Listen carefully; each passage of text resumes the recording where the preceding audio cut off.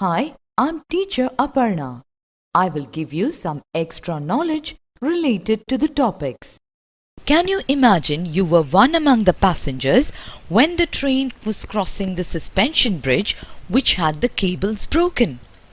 Do you appreciate the action of the driver who succeeded in crossing the broken bridge? Get the view of your fellow students and discuss with your parents for their comments. New words. Blow. Winds blow the clouds around. Around.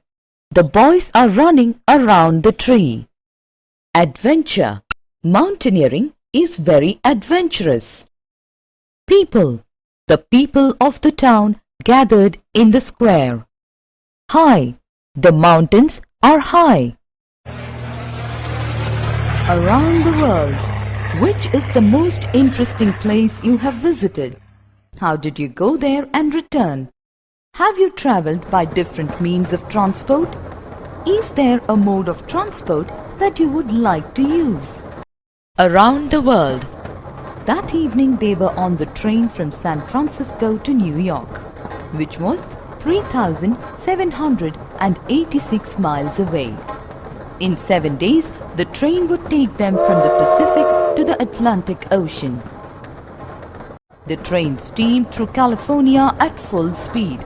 It crossed steep mountain slopes, deep canyons, and hair-raising curves, moving through a few tunnels and bridges.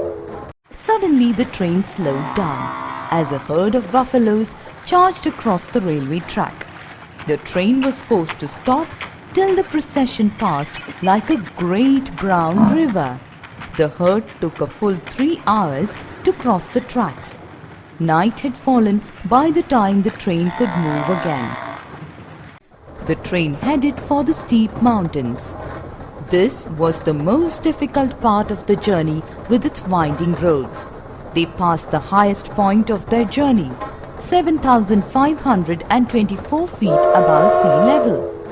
In a few hours, they would be out of the Rocky Mountains.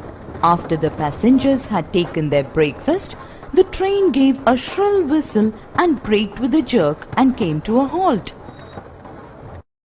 Passepartout, a French passenger, went to see what the matter was. There was nothing to be seen.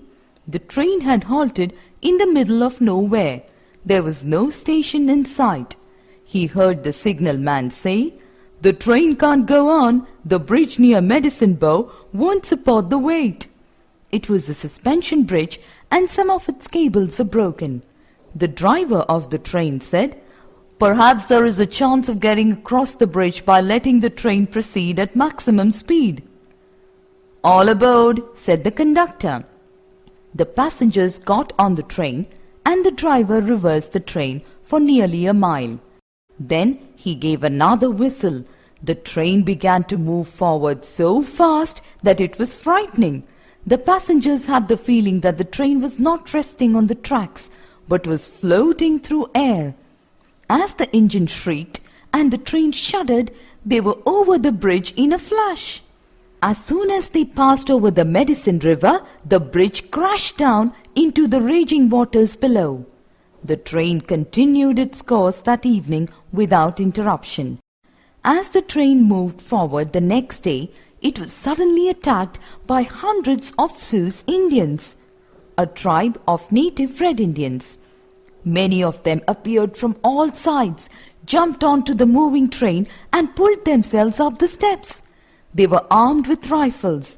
Some of the travelers had revolvers. Summary. Around the World in 80 Days is a fantastic journey by an Englishman and his manservant in 1873. The story is a comedy filled with exotic locations, cultures and suspense along the way.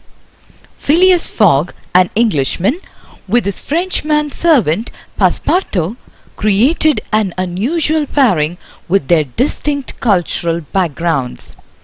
The journey challenges both Phileas Fogg and Passepartout in many ways, but both men come out as winners in the end. Fogg and Passepartout journey around the world to win a simple wager, but they leave an incredible